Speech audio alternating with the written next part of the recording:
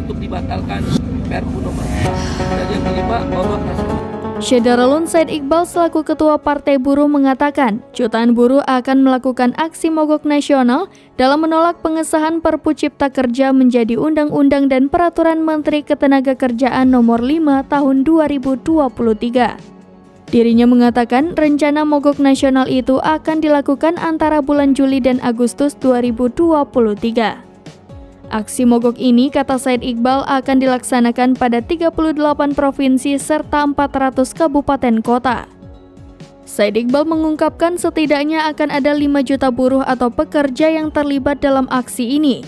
Menurut Said Iqbal, aksi mogok nasional ini dilindungi oleh konstitusi, yakni Undang-Undang Nomor 21 Tahun 2000 tentang Serikat Pekerja dan Undang-Undang Nomor 9 Tahun 1998 tentang kemerdekaan menyampaikan pendapat di muka umum.